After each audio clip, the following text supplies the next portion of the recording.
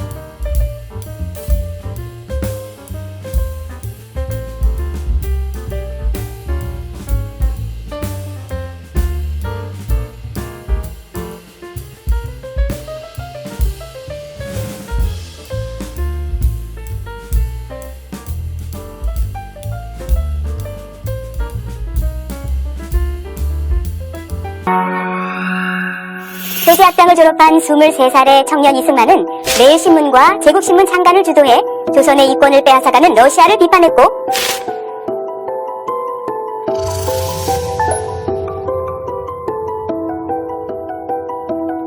국가적 개혁을 촉구하기 위해 독립협회 주도로 열린 대중집회인 만민공동회의 총대의원으로 활약했습니다.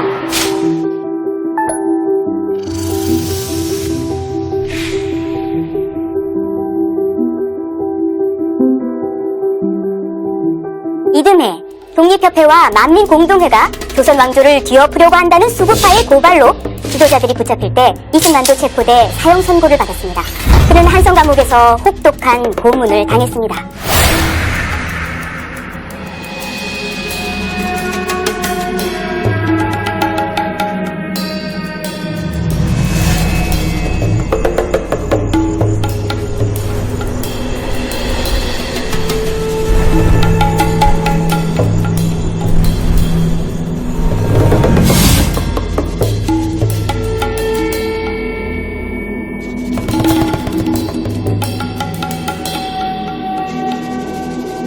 종신형으로 감형됐다가 민영환의 주선으로 옥에 갇힌 지 5년 7개월 만인 1904년 8월 9일 석방됐습니다.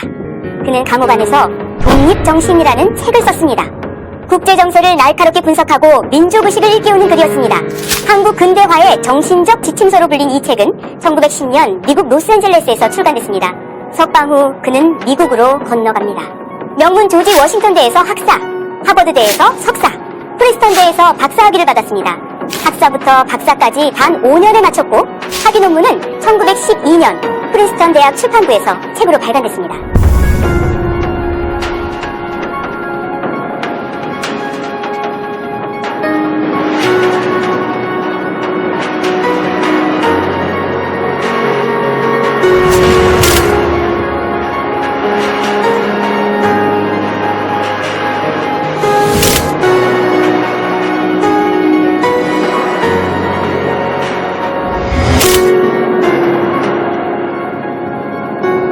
세계 열강이 충돌하던 시대, 전략적 요충지인 식민지 조선 출신으로 미국 명문대에서 국제정치학 박사학위를 받은 이승만. 그는 점차 국제적으로 주목받는 인물로 떠오르기 시작했습니다. 오스트리아 태생의 프란체스카 도너 여사는 이승만의 정치적 동지이자 동반자였습니다. 두 사람은 1934년 10월 8일 미국 뉴욕에서 결혼했습니다. 프란체스카는 절약정신이 투철하고 의지가 강한 여성이었습니다. 영어에 능통하고 한국말도 어느 정도 할 줄 알았으며 대부분의 공식 행사와 일상생활에서 우아한 한복 차림을 했습니다. 프란체스카 여사는 1960년 이승만이 대통령에서 하야한 뒤 미국 하와이에서 남편의 병간호를 하며 남편의 곁을 끝까지 지켰습니다. 1965년 남편이 서거한 뒤 1970년 한국으로 영구 귀국해 부부가 함께 살았던 이화장에서 여생을 보냈습니다. 그리고 이승만 별세 27년 만인 1992년 3월 23일 세상을 떠나 서울 동작동 국립묘지의 남편묘소에 함께 묻혔습니다.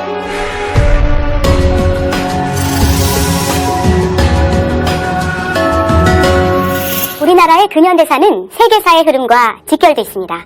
1894년 청일전쟁, 1904년 러일전쟁, 1910년 제1차 세계대전, 1917년 러시아혁명은 우리나라가 국권을 잃어버리고 그 이후 독립운동을 하는 과정마다 큰 영향을 미쳤습니다.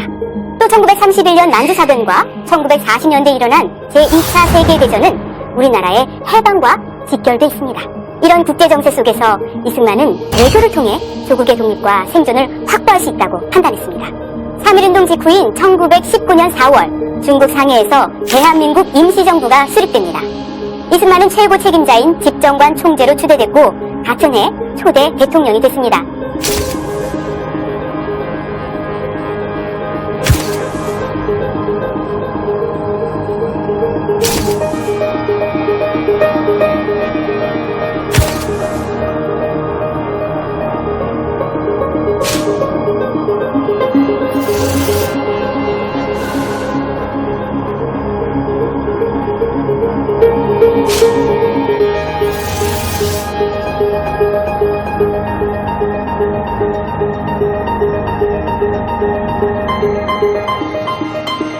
그는 임시정부 대통령 자격으로 일본과 세계 각국에 대한민국 독립정부가 세워졌음을 통보했고 미국 의회에는 한국 독립안이 상정되게 했습니다.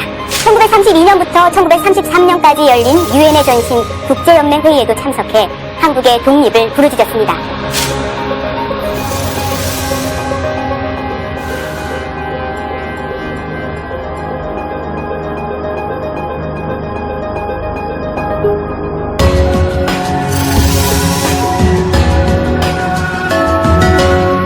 (1941년) 이승만은 일본 내막기라는 저서를 미국에서 출간했습니다. 이 책은 한국인이 쓴 책 중 처음으로 세계적인 베스트셀러가 된 책입니다. 일본의 패망을 미리 내다보고 한국의 독립을 예언하는 내용이었습니다. 우리가 감히 예상하고 갈망하고 있는 것보다 더 일찍 자유민주주의 진영이 일본의 팽창을 꺾고 일본 영토 안으로 그들을 구겨 넣을 것이다. 그리고 평화가 다시 올 것이다. 그때 우리 한반도는 전 세계의 자유국가들과 나란히 설 것이다. 고유한 아침의 나라로서 세계 앞에 당당히 서게 될 것이다. 이 책에서 특히 문제가 된 것은 바로 이 대목이었습니다. 나는 왜 미국이 일본을 방임하는지 도저히 이해할 수 없다. 일본이 강해지면 반드시 미국을 공격할 것이 분명하다. 미국은 일본의 침략 근성을 모르고 있다. 일본이 섬에서 나오지 못하도록 일본을 먼저 눌러야 한다. 처음에 이승만의 주장은 큰 호응을 얻지 못했습니다. 미친 사람의 소리라는 취급까지 받았습니다. 그러나 같은 해인 1941년 12월 7일 일본이 미국 진주만을 기습 공격했습니다.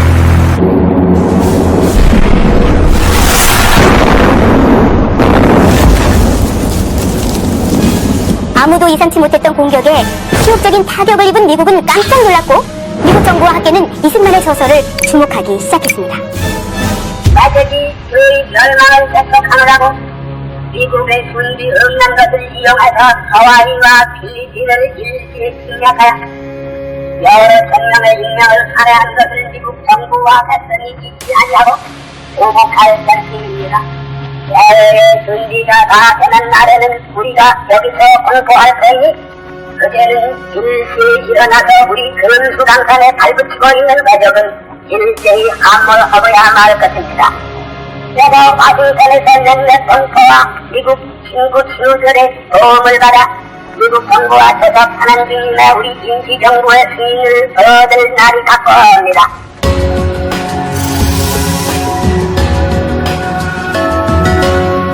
진주만 공습으로 미국은 일본과 태평양 전쟁을 시작합니다. 이승만은 지금이야말로 미국 정부로부터 대한민국 독립을 승인받을 절호의 기회라고 판단했습니다. 미국 정부도 이승만의 외교 활동에 적극적인 지지를 보내기 시작했습니다. 1943년 11월 27일 루즈벨트 미국 대통령, 처칠 영국 수상, 장개석 중국 총통 등 연합국 정상들이 이집트 카이로에서 만나 이른바 카이로 회담을 합니다. 이 회담에서 한국의 독립이 처음으로 국제적인 약속을 받았습니다. 현재 한국민이 노예 상태 아래 놓여 있음을 유의하여 앞으로 한국을 적당한 절차를 거쳐 자유 독립국가가 되게 하기로 결의한다.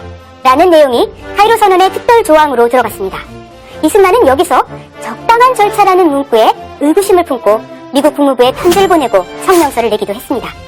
훗날 이것은 강대국들이 한국을 일정 기간 맡아서 통치한다는 신탁 통치를 의미하는 것으로 밝혀졌습니다. 신탁 통치를 제일 처음 반대한 사람은 이승만이었습니다.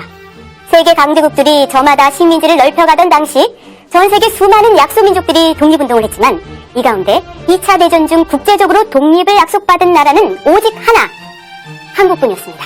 이로부터 1년 반쯤 뒤인 1945년 7월 26일 미국, 영국, 중국 정상은 독일 포츠담에서 다시 만났습니다. 이른바 포츠담 선언을 통해 카이로 선언의 모든 조항이 이행돼야 한다고 선언해 한국의 독립보장을 재확인했습니다. 이호소련 스탈린도 회담에 참가해 선언문에 서명했습니다. 이승만이 외교와 홍보활동을 적극적으로 그리고 끈질기게 펼쳐 미국의 여론을 바꿔놓은 결과였습니다. 1945년 8월 미국이 히로시마와 나가사키에 원자탄을 투하하고 일본이 항복함으로써 1945년 8월 15일 대한민국은 해방됐습니다. 일본은 카이로 선언과 포츠담 선언에 따라 대한민국을 독립국으로 인정하고 우리나라에서 완전히 철수했습니다.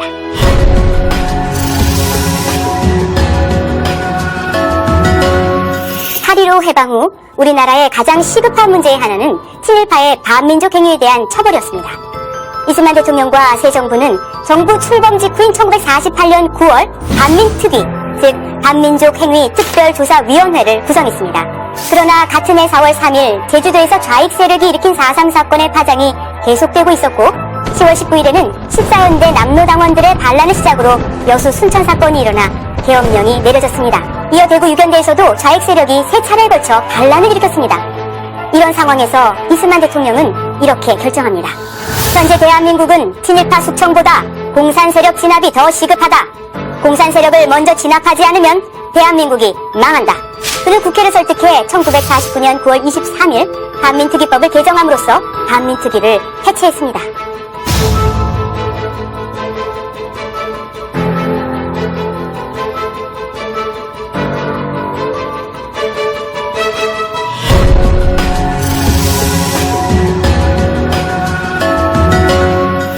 공산주의에 대한 이승만의 인식은 확고했고 그의 반공 의지는 강력했습니다.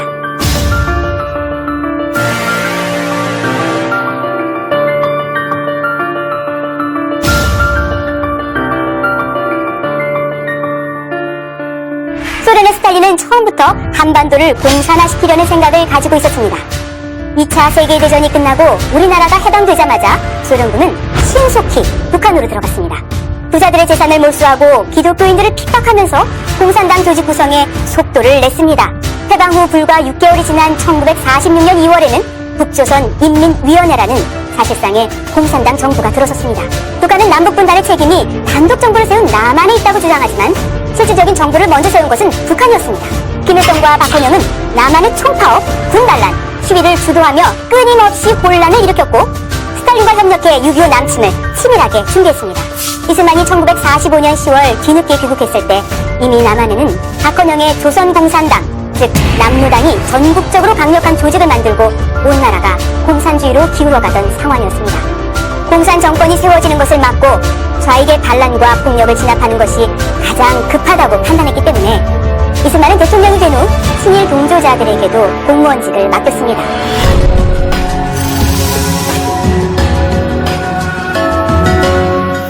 이승만은 국가보안법을 제정합니다.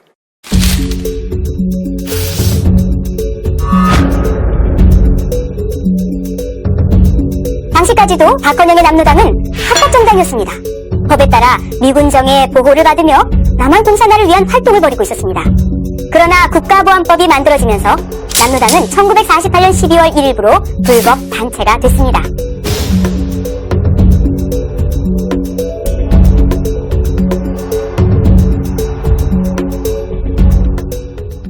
정부는 군 내부에 거미줄같이 심취해있던 남로당원들을 적발하기 위한 대대적 숙군을 단행할 수 있었습니다.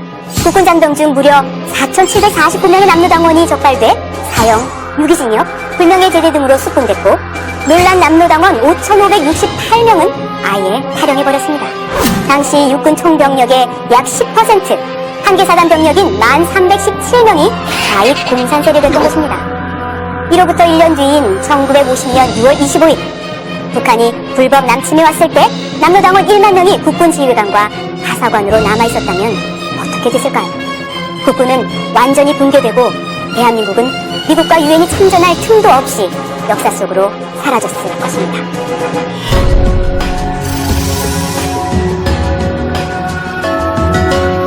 36년간의 일제치하에서 갑자기 해방된 후 우리나라에는 국가적인 난제가 산더미처럼 쌓여 있었습니다. 그러나 그 중에서도 가장 심각한 문제는 박헌영의 조선공산당, 즉 남로당이 급속도로 세력을 확장하고 가난에 허덕이던 국민 대다수가 공산주의 사상에 매료돼 있었다는 것입니다. 그런데 농민들에게 공산주의가 결국 뿌리를 내리지 못하게 만든 결정적인 계기가 있었습니다. 그것이 바로 이승만 대통령이 신속하게 단행한 농지개혁, 즉 토지개혁입니다.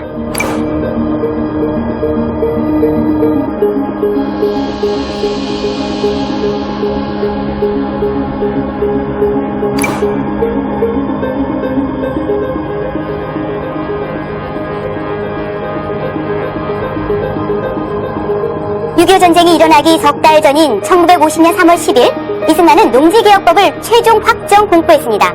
보름 뒤인 3월 25일에는 법을 구체적으로 실시하기 위한 시행령, 한 달 뒤인 4월 28일에는 시행규칙까지 공포돼 농지개혁이 전면 실시됐습니다.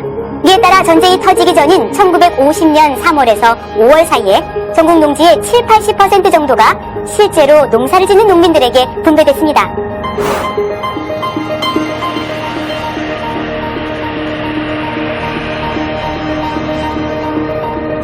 기주들은 크게 반발했지만 대다수 소작농들에게는 마침내 목숨보다 소중한 자기 땅이 생긴 겁니다. 농지개혁 석 달 후 6.25 전쟁이 일어났을 때 이미 남한 농민들에게는 목숨 걸고 지켜야 할 자기 땅이 있었고 농지를 나눠주겠다는 공산당의 선전은 무의미한 것이 돼버렸던 것입니다.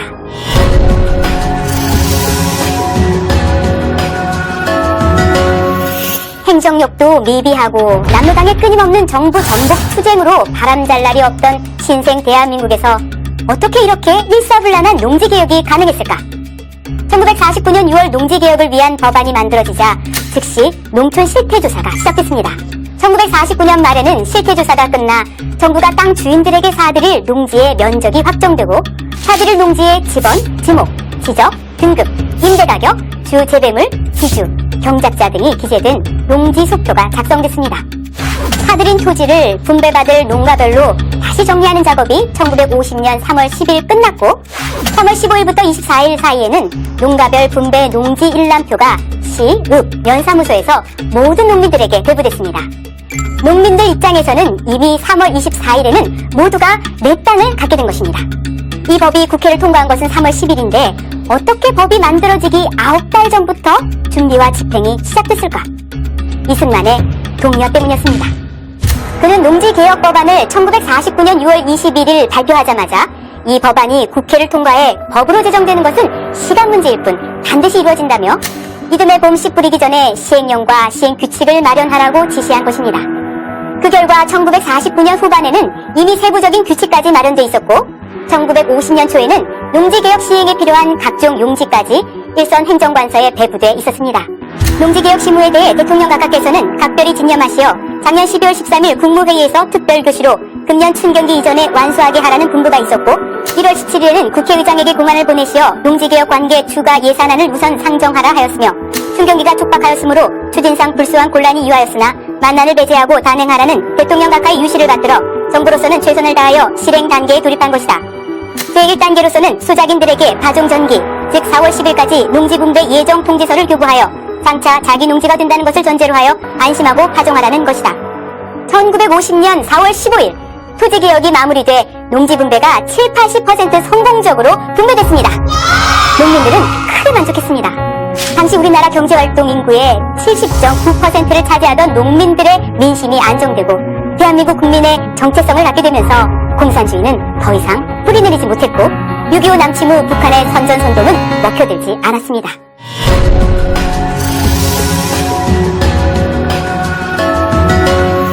그렇다면 공산주의 체제를 만든 북한의 토지개혁 상황은 어땠을까요? 북한 지역 사실상의 정부였던 임시인민위원회는 1946년 3월 5일 토지개혁 법령을 발표했습니다.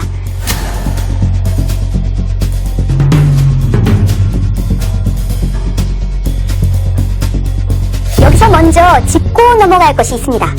북한이 국가의 뼈대를 이루는 토지개혁이라고 하는 조치를 남한과는 아무런 상의 없이 자기들만 따로 단행한 점입니다.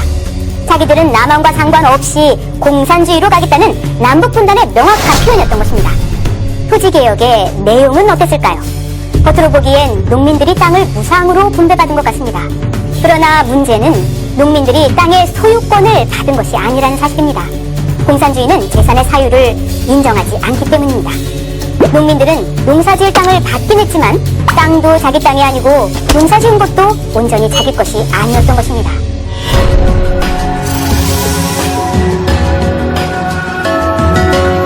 북한은 남침 후 즉시 남한에 대한 토지개혁도 실시했습니다.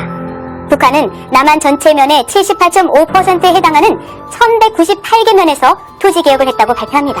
그러나 남침 석 달 만인 1950년 9월 북한군이 인천 상륙작전으로 후퇴하면서 북한판 토지개혁은 중도에 그쳤으므로 이것은 과장된 수치입니다.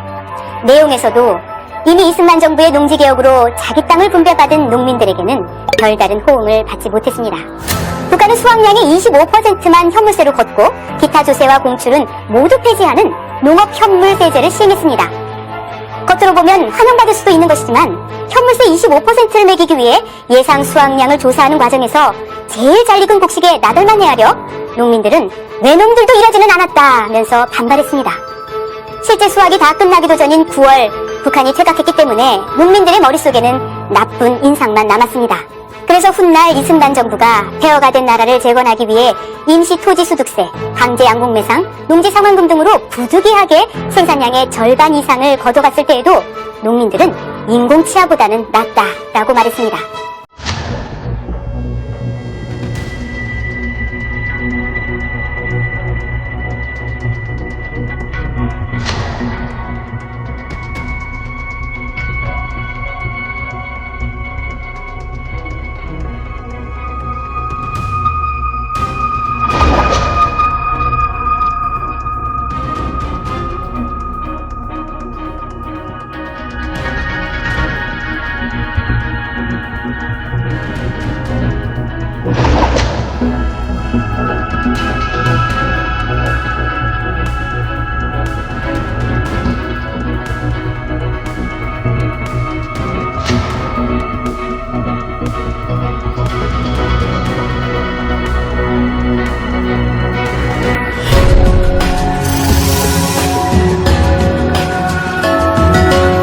이승만과 미국은 동맹이자 전략적 동반자였지만 한편으로는 끊임없는 긴장관계였습니다.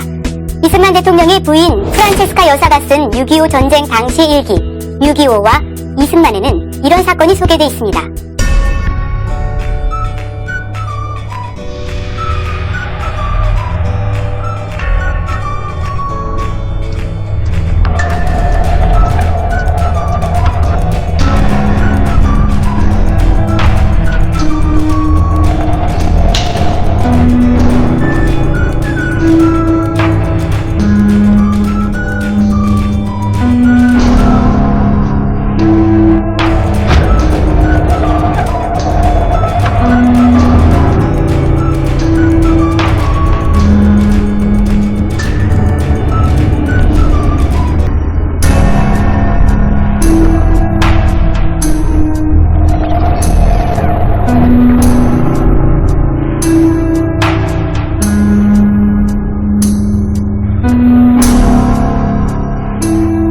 넉 달 후인 1953년 11월 리처드 닉슨 미국 부통령이 아이젠하워 대통령의 친서를 가지고 이승만을 찾았습니다.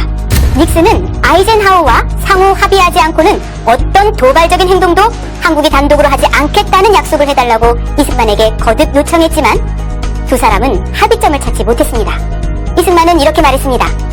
공산주의자들이 미국이 이승만을 통제할 수 있다고 생각하는 순간 귀국은 가장 중요한 협상력 하나를 잃을 것이고 우리는 모든 희망을 잃을 것입니다. 내가 모종의 행동을 취할 것이라는 두려움이 늘 공산주의자들을 견제하고 있습니다. 우리 서로 솔직합시다. 공산주의자들은 미국이 평화를 갈망하므로 그 평화를 얻기 위해서는 어떤 양보도 할 것이라고 생각합니다. 나는 그들의 생각이 맞는 것 같아 걱정입니다. 그러나 그들 공산주의자들은 내가 미국과 다르다는 사실을 잘 압니다. 나는 공산주의자들이 가진 그런 불안감을 없애줄 필요가 없다고 믿습니다. 닉슨은 훗날 이렇게 회고했습니다.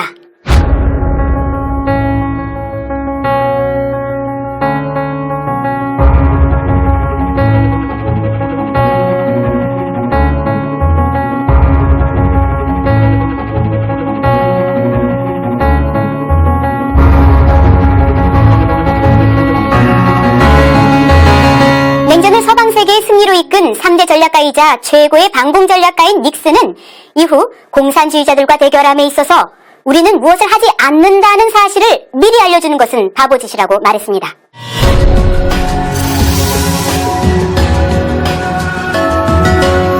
(6.25) 전쟁 휴전 1년 후인 1954년 7월 28일 이승만은 미국 상하원 합동회의에서 연설합니다.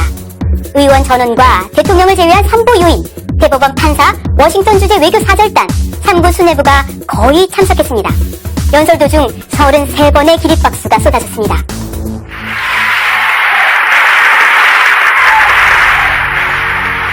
I cannot bear to pass this occasion without mentioning our deep and heartfelt thanks to the American war mothers.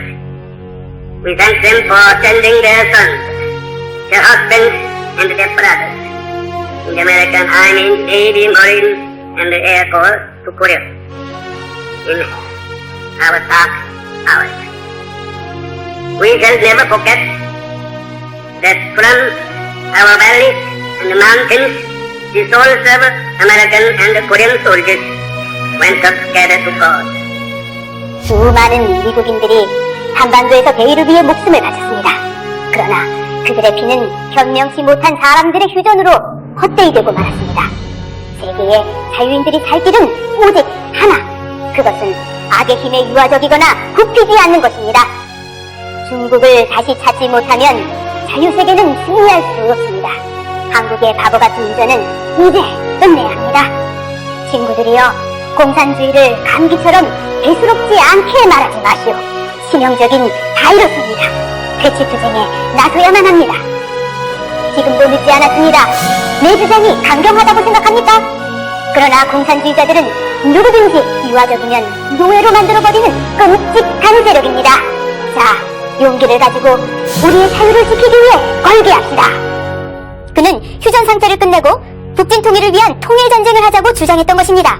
그의 연설 이후 미국은 한국이 요청한 군사 경제원조 7억 달러를 수락했습니다.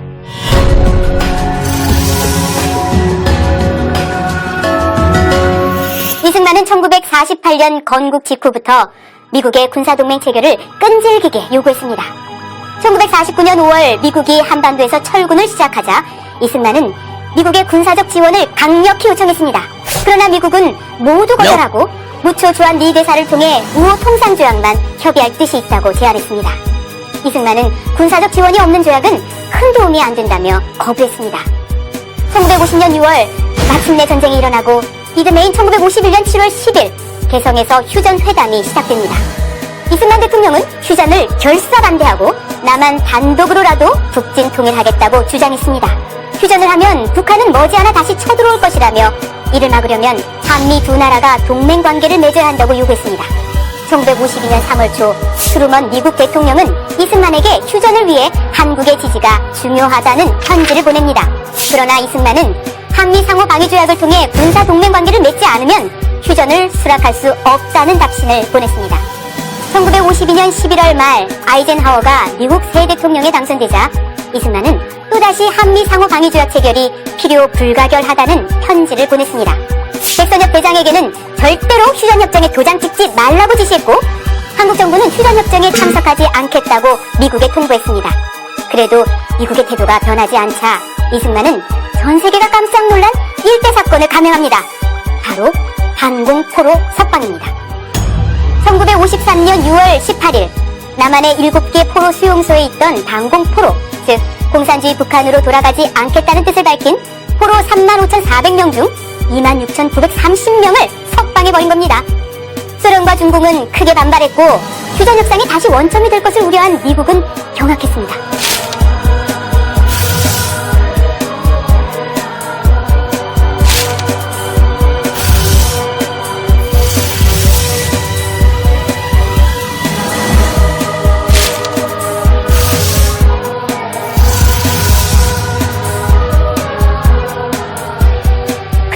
이 사건으로 미국은 한국 정부가 실제로 단독 군사행동이나 북진 통일 시도를 할 수 있음을 눈으로 확인했습니다.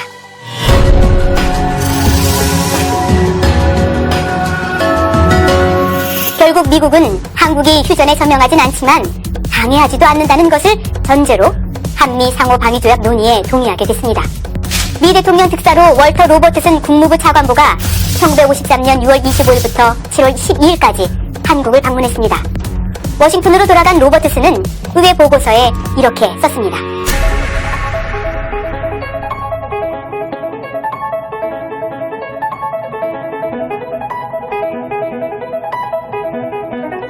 마침내 휴전 2달여 뒤인 1953년 10월 1일 워싱턴에서 대한민국과 미 합중국 간의 상호 방위 조약이 체결됐습니다. 이승만 대통령은 한미 상호 방위 조약이 성립됨으로써 우리는 앞으로 여러 세대에 걸쳐 많은 혜택을 받게 될 것입니다. 이 조약에 힘입어 우리는 앞으로 번영을 누릴 것입니다. 한국과 미국 간의 이 조약은 외부 침략으로부터 우리를 보호함으로써 우리의 안보를 확보해 줄 것입니다. 라고 말했습니다. 클라크 유엔군 사령관은 상호 방위 조약 최종 협의를 위해 함께한 자리에서 한국에 엄청난 실질적 이익을 가져다준 그 같은 과감한 외교 전략이 어디서 나올 수 있었는지 이해하기 어려웠다고 말했습니다. 싸워서 이기기보다 평화를 얻는 게 더 어려웠고 적군보다 이승만 대통령이 더 힘들었다고도 말했습니다. 우리나라가 공격받으면 미국이 즉시 참전하고 주한미군을 주둔하도록 규정한 한미 상호 방위 조약으로 우리나라는 북한의 재침략 걱정에서 자유로워졌고 막대한 국방 예산을 경제 재건에 투자할 수 있게 됐습니다.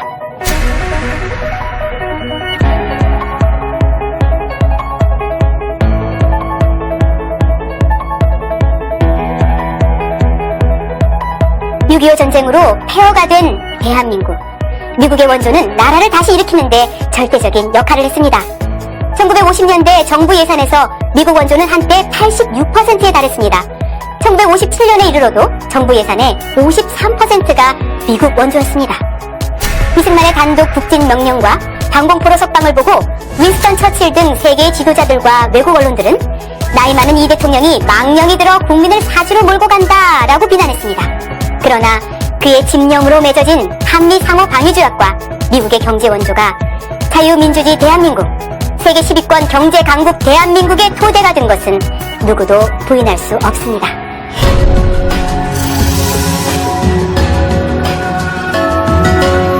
이승만이 평생 중시한 것은 교육이었습니다.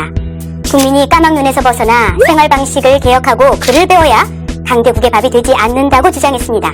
자유민주주의가 뿌리를 내리려면 국민 스스로 현명하게 판단할 수 있도록 깨우치는 국민교육이 급선무라고 보고 1949년 6년제 초등교육을 무상으로 받게 하는 의무교육제를 시행했습니다. 예산의 10% 이상이 교육에 투입됐습니다. 6.25 전쟁 중에도 한국에 MIT를 세우겠다며 인하공과대학을 세우도록 지시했습니다. 민간단체들은 문맹 퇴치운동으로 보조를 마쳤습니다. 그 결과 1950년대 세계에서 가장 가난한 나라였던 한국은 눈에 띌 만큼 교육 발전을 이룩했습니다. 해방 당시 78%였던 문맹률, 즉 글을 읽지 못하는 사람의 비율은 1959년 22.1%로 낮아졌습니다. 1960년대의 대한민국은 후진국을 벗어나 개발이 이루어지던 이른바 개발도상국가 중 교육 수준이 가장 높은 나라가 됐습니다. 대학이 63개로 크게 늘고 대학생은 10만 명이 넘었습니다. 이렇게 우수한 노동력을 바탕으로 1960년대부터 본격적인 공업화가 이루어졌습니다. 2차 세계대전 후 독립한 북한, 타이완, 필리핀, 인도네시아, 터키, 인도 등 여러 나라 중에 우리나라만큼 산업화, 민주화를 거쳐 선진화로 빨리 발전한 나라는 없습니다.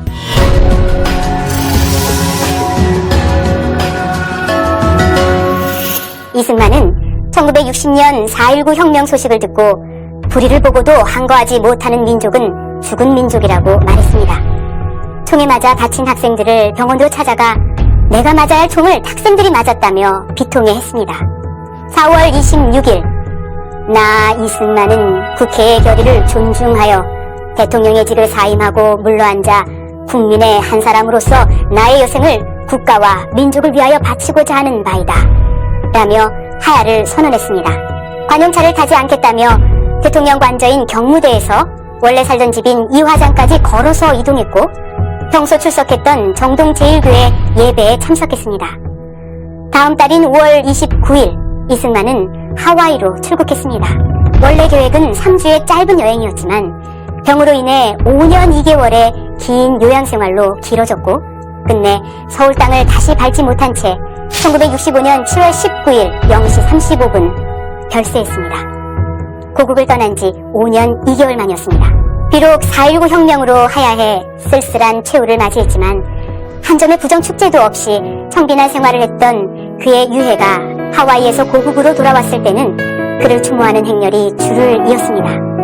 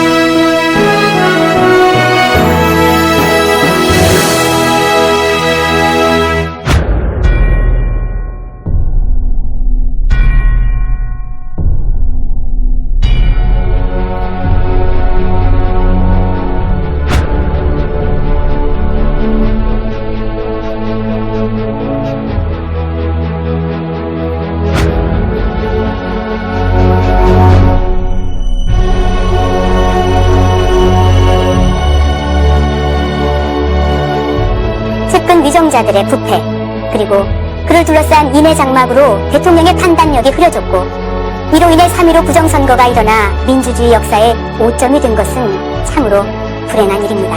또 북한이 서울을 침략했을 때 이승만 대통령의 육성으로 서울을 사수한다는 방송이 나가 많은 시민들이 피난을 가지 않았다가 희생된 것은 너무나 가슴 아픈 일입니다. 그러나 해방 직후 공산당의 반란과 소요가 난무했던 난세에 자유민주주의 대한민국을 세우고 번영하는 조국의 주춧돌을 놓은 건국 대통령의 공로는 잊지 말아야 할 것입니다.